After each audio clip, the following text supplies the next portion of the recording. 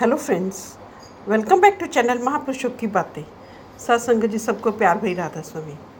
आइए सुनते हैं राधा स्वामी सत्संग व्यास द्वारा प्रकाशित पुस्तक संतमत प्रकाश भाग 1 के पेज नंबर 35 पर दिए गए कुछ वचन।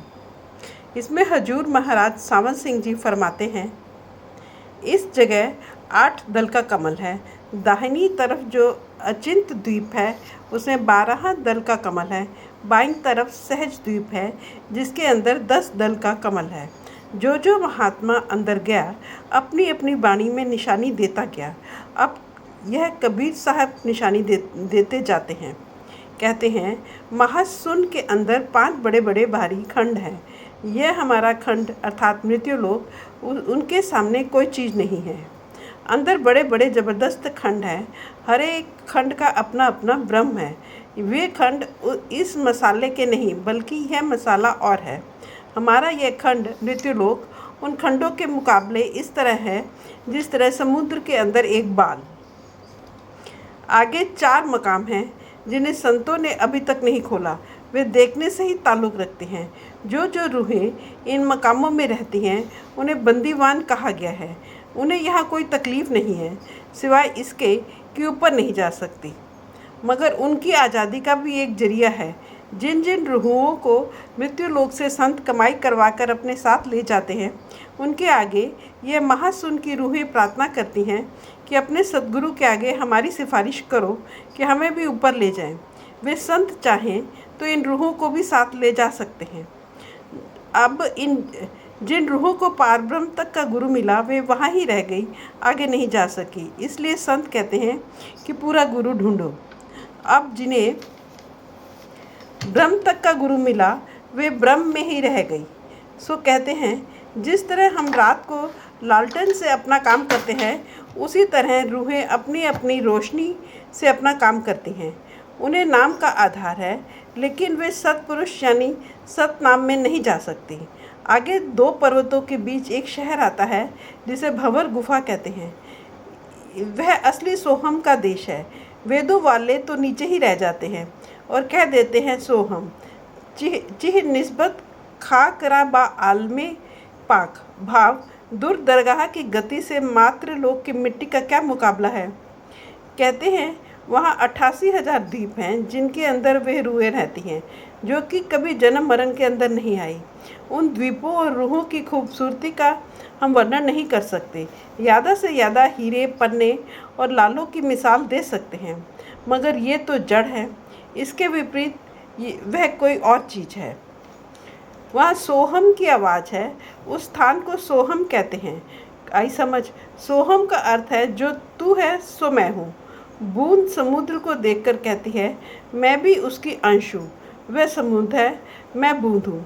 इस तरह रूह सत्पुरुष को देखकर कहती है, मैं सत्पुरुष की अंश हूँ। वहाँ हर वक्त मुरली की धुन जारी है। बस अब आत्मा सोहम को छोड़कर सचखंड आ गई। इस देश का मालिक सतनाम है। यहाँ सारी उत्पत्ति का जुहूर अर्थात आरंभ हुआ है। बूंद समुद्र में जाकर समुद्र बन जाती है। अब सत्पुरुष रूह को अपने पास नहीं रखता बल्कि आगे अनामी में भेज देता है। सद्गुरु का फर्ज आत्मा को सत्पुरुष की गोद में पहुंचाना है। वह देश सचखंड पहले दर्जे का खूबसूरत देश है।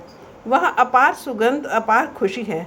मतलब यह है कि वह अनंत प्रेम का देश है। उसकी इस मंडल यानी संसार में कोई भी मिसाल नहीं है। वहाँ जाने वाली आत्मा की अपनी रोशनी 16 सूरज की है। जब तक 16 सूरज की रोशनी नहीं हो जाती वहाँ सचखंड में प्रवेश नहीं मिलता। उस दरबार में पूरे नूर वाले को ही दाखिल किया जाता है। वहाँ बीन की धुन हो रही है। ब्रह्म तक रचना प्रलय में मिट जाती है और सोहम तक महाप्रलय में।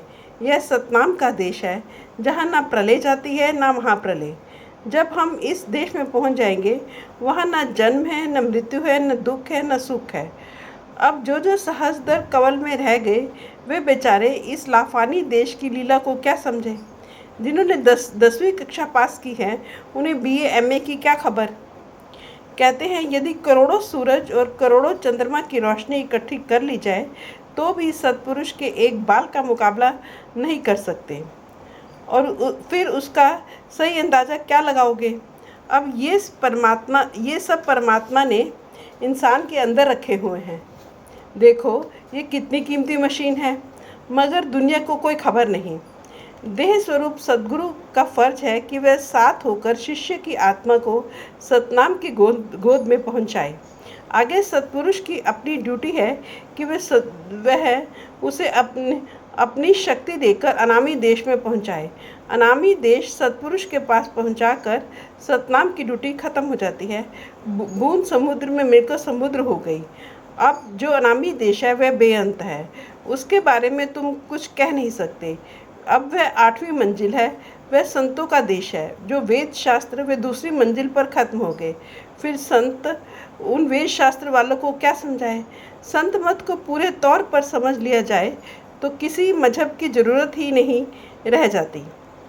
इसके ऊपर अकहा लोक है जिसको अनामी भी कहते हैं। यहाँ पहुंचकर सारे संत महात्मा चुप हो गए। अब कबीर साहब कहते हैं कि शरीर के अंदर जो रचना रची हुई है मैंने उसका बयान कर दिया है। यह बात समझने वाली है। आदमी के अंदर तो सब कुछ मौजूद है, लेकिन विरोधी ताकतों ने उस पर पर्दा डाला हुआ है। विरोधी शक्तियाँ कौन सी हैं? माया और काल, जिनकी लोग पूजा करते हैं, वे ही उन्हें खाते हैं। माया और काल हमारे रास्ते की रुकावट है। काल आत्मा को बना नहीं सकता, काबू में रख सकता है और आत्मा को बाहर नहीं जाने देता। वैसे स्वर्ग भी देता है, बैकुंठ भी देता है। संत आकर उसका पर्दा फाड़ देते हैं। वे कहते हैं, हे शिष्य, तुझे जीते जी प्रलय महाप्रलय से आगे सचखंड ले चलते हैं। अब काल ने क्या धोखा दिया है और माया ने क्या, वे आगे कहते हैं। अंदर चक्रों के 3 दर्जे हैं। पहला पिंड, दूसरा अंड, तीसरा ब्रह्मांड। जो ब्रह्मांड के 6 चक्र हैं उनका प्रतिबिंब अंड के 6 चक्रों पर पड़ता है। जो अंड के 6 चक्र हैं उनका प्रतिबिंब पिंड के 6 चक्रों पर पड़ता है। ये माया का धोखा है। अब जो ब्रह्मांड है, संत ही वहाँ जीवों को ले जाएं तो ले जाएं, नहीं तो कुछ पिंड में भटक गए और कुछ अंड में, आगे नहीं गए। अब इस भेद को, इस पर्दे को संतों ने ही खोला है। वे कहते हैं, हे शिष्य, आ ऊपर और देख कि माया ने क्या जाल रचा है। फिर संत इसको ब्रह्मांड में ही नहीं छोड़ देते, बल्कि सचखंड में ले जाते हैं। बस यहाँ ब्रह्मांड के चक्रों का प्रतिबिंब नीचे अंड में आ गया, वहाँ काल ने भुला दिया। यहाँ पिंड में अंड का प्रतिबिंब देखकर माया ने भुला दिया। अब अभ्यासी जिस वक्त अभ्यास करना शुरू करता है उसे क्रमवार 4 चालें अपनानी पड़ती हैं।